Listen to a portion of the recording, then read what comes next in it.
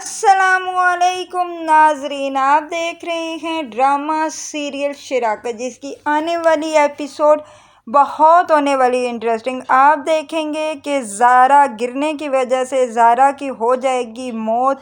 क्या सबको पता चलेगा कि ये किसकी वजह से ज़ारा की हुई है मौत? क्या माहम का राज खुल जाएगा सबके सामने? ये सब कुछ जानने से पहले अगर आप मेरे चैनल पर नए हैं तो प्लीज़ मेरे चैनल को लाइक शेयर और सब्सक्राइब करें।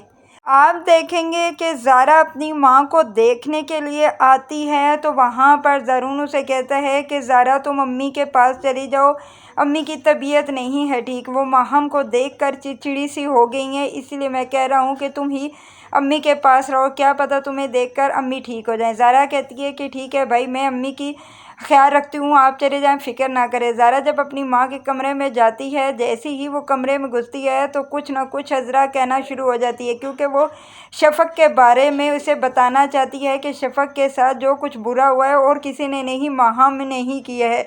इस पर आगे से ज़ारा अपनी माँ को कहती है कि अम्मी बस करें, ठीक हो जाएगा, आपको क्या हो गया, क्या आप मुझे बताना चाहती हैं? फ़ौरन ही आप देखेंगे कि पीछे माहम आ जाती है और माहम उसे कहती है, ये देख कर अज़रा उसे तो और चीखना चिल्लाना शुरू हो जाती है। ये सब कुछ ज़ारा देखती है तो हैरान हो जाती है, फिर अपनी माँ को कहती है कि अम्मी बस करें, रिलैक्स करें, ठीक हो जाएगा सब। लेकिन वो अपने हाथ का इशारा माहम की तरफ करती है, जिसकी वजह से ज़ारा खड़ी हो जाती है और अपनी भाभी को कहती है कि भाभी आप यहाँ से चली जाएं, लेकिन वो बिल्कुल नहीं सुनती। फिर वो उसे कहती है कि माहम भाभी, मैं कह रही हूँ आप यहाँ से चली जाएं, अम्मी की तबीयत ख़राब हो रही है। लेकिन आगे से फ़ौरन माहम बोलती है और उसे ज़ारा को कहती है कि अपनी ज़ुबान नीचे रखो, तुम बहुत ज़्यादा ऊंचा बोल रही हो, तुम जानती नहीं हो मैं कौन हूँ, मैं तुम्हारी भाभी हूँ।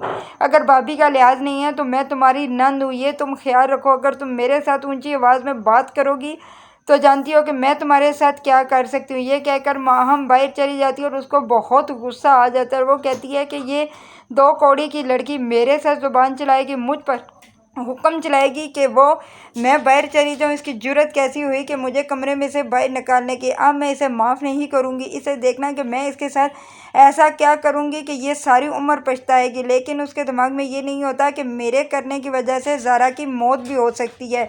वो किचन में जाती है और ऑयल लेकर आती है और पूरे फर्श पर फैला देती है और कहती है कि अब मज़ा आएगा, तुम बड़े बच्चे की मान करती हो ना, सब बहुत खुश हैं, बच्चा आने वाला है और तुम भी माँ बनने वाली हो। अब देखना तुम्हें कैसे तुम बच्चे तुम्हारा ज़िंदा रहता है, तुम ना बच्चा रहेगा और ना ही तुम रहोगी। ये कहकर वो वहाँ से चली जाती है। और इधर आप देखेंगे कि ज़ारा अपनी माँ के लिए पानी लेने के लिए कमरे में से बाहर जाती है और वो जैसे ही बाहर जाती है तो उसका पाँव स्लिप होता है और वो नीचे ड्रम करके गिर जाती है। इतने ज़ोर से वो चीख मारती है। अभी ज़रून बाहर ही होता है। वो जैसे ही ज़ारा की आवाज़ सुनता है तो भागता हुआ अंदर आता है और देखता है कि आगे ज़ारा गिरी हुई होती है। वो आवाज़ देता है कि ज़ारा क्या हुआ? वो ज़ारा के पास आता है, अपनी बहन का सर अपनी गोद में रख कर कहता है कि ज़ारा क्या हुआ, तुम कैसे गिर गई? लेकिन ज़ारा की आंखें बंद होती हैं, वो बेहोश हो जाती है। लेकिन वो बहुत ज़ोर ज़ोर से आवाज़ देता है, लेकिन वो आंखें नहीं खोलती। इधर देखेंगे कि माहम तो बिल्कुल भी अपने कमरे से बाहर नहीं निकलती। वो कमरे के दरवाजे में खड़ी हो गई, ये सब कुछ मंजर देख रही होती है। लेकिन उसको ज़रा शर्म नहीं आती कि अगर उसे इतनी शर्म होती कि ये ज़ारा का बच्चा नहीं है, सिर्फ ये उसके भाई का भी तो बच्चा है। लेकिन वो बिल्कुल इस चीज़ की परवाह किए बगैर ही खड़ी रहती है वहाँ पर। इधर आप देखेंगे कि फ़ौरन ही ज़रून एम्बुलेंस को कॉल करता है और अपनी बहन को एम्बुलेंस में डालकर वहाँ से ले जाता है हॉस्पिटल। जब हॉस्पिटल लेके जाता है, डॉक्टर चेक करते हैं तो डॉक्टर फ़ौरन कहते हैं कि इसका ऑपरेशन होगा। तो इस पर ज़रून कहता है कि आप इंतज़ार किसी का ना करें, बस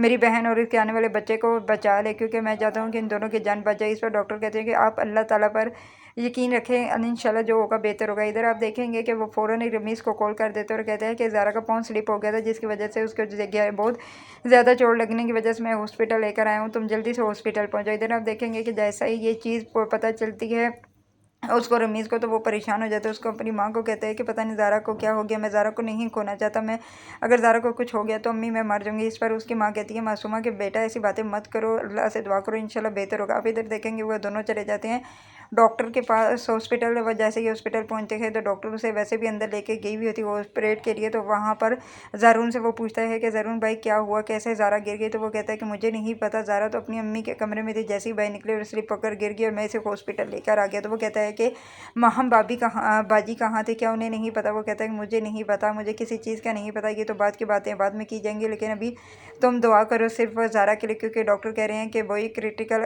सिचुएशन है, अगर दोनों में से किसी एक को बचाया जाएगा। इधर आप देखेंगे कि थोड़ी देर के बाद डॉक्टर अंदर से बाहर निकलते हैं और वो मुबारक देते हैं कि आपका बेटा हुआ है, जिसकी वजह से रमीज़ बहुत ही खुश हो जाता है और उसकी माँ मासूमा भी अल्लाह का शुक्र अदा करती है और कहती है, रमीज़ बेटा मैं कह रही थी ना, तुम अल्लाह से अच्छी उम्मीद लगाओ, इंशाल्लाह अल्लाह बेहतर करेगा। लेकिन थोड़ी देर गुजर जाने के बाद ज़ारून फ़ौरन डॉक्टर से पूछता है कि मेरी बहन अभी तक बाहर नहीं आई, उसकी क्या हालत है। लेकिन डॉक्टर कहते हैं कि अभी उसकी सिचुएशन ठीक नहीं है, आप सब दुआ करें। थोड़ी टाइम गुजरने के बाद डॉक्टर बाहर आती है और कहती है कि आई एम सॉरी, हम आपकी बहन को नहीं बचा सके क्योंकि बहुत गहरी सर पर चोट लगने की वजह से उनकी मौत हो गई, सिर्फ हम बच्चे को ही बचा सकें। इस पर ज़रून कहता है कि ऐसा नहीं हो सकता, मेरी बहन को कुछ भी नहीं हो सकता। अगर ये चीज़ मेरी माँ को खबर मिली तो वो तो जीते जी मर जाएगी कि भाई पहले भी वो बीमार है, मैं क्या करूँ, ऐसा नहीं हो सकता। आप देखेंगे कि वहाँ पर रमीज़ भी रोना शुरू हो जाता है। रमीज़ कहता है कि मैं ज़ारा को नहीं खोना चाहता, मैं हरगिज़ ये नहीं चाहता था कि मेरा बच्चा हो और मेरी ज़ारा मेरे पास ना हो। मैं हम दोनों ये मिलकर अपने बच्चे को पालना चाहते थे। ज़ारा तुम कहाँ चले गए। मासूमा कहती है कि बस करो बेटा, ये तो अल्लाह की मर्ज़ी थी, अल्लाह जैसा चाहता है जब चाहे वो ले जाता है, कभी जवानी में, कभी बुढ़ापे में, कभी बचपन में, ये तो अल्लाह का काम है ना, हम अल्लाह की अमानत थी, वो अल्लाह ने वापस ले ली। इस पर आगे से रमीज़ कहता है वो अल्लाह की अमानत तो थी, लेकिन मैं क्या करूँ, मैं उसके बगैर नहीं रह सकता। ये सब फ़ौरन ही ज़रून घर में कॉल करता है महम को, और महम पूछती है कि ज़ारा का क्या हाल है। तो इस पर वो कहता है कि ज़ारा का अब इस दुनिया में नहीं रही। तो इस पर महम तो दुनिया दिखावा दिखाने के लिए कि मुझ पर कोई शक ही ना करे, फ़ौरन कहती है कि ये कैसे हो सकता है, ऐसा मुमकिन नहीं है, मैं ऐसा नहीं हो सकता, ज़ारा मैं छोड़ कर नहीं जा सकती। मेरे भाई का क्या, वो कहते हैं क्या हाल होगा, क्योंकि वो मेरे भाई की तो उसे बहुत पसंद करता था। ऐसी बातें करना शुरू हो जाती है। ज़रून कहता है कि जो भी हुआ बात की बातें। इधर आप देखेंगे कि जब जब ये सारा कुछ शफक को भी पता चलता है कि ज़ारा की मौत हो चुकी है, तो वो भी परेशान हो जाती है, रोना शुरू हो जाती है। कहती है कि मैं जाऊँगी अपने घर, ज़रून के घर। तो जब ज़रून के घर आती है तो ज़रून उसे अंदर नहीं घुसने देता और कहता है कि अब तुम क्या तमाशा देखने, आगे तुमने मेरी माँ का क्या हाल किया और अब ज़ारा भी इस दुनिया में नहीं रही। क्या तुम चाहती हो कि मेरी माँ भी इस दुनिया से चली जाए, मैं अकेला रह जाऊँ? इसलिए मैं कह रहा हूँ कि शफक आगे कदम बढ़ाने से बेहतर है कि तुम इस घर से वापस चले जाओ। इधर आप देखेंगे कि शफक कहती है कि जो भी हुआ मैं वापस नहीं जाऊँगी, मैं ज़ारा का मुँह देख कर ही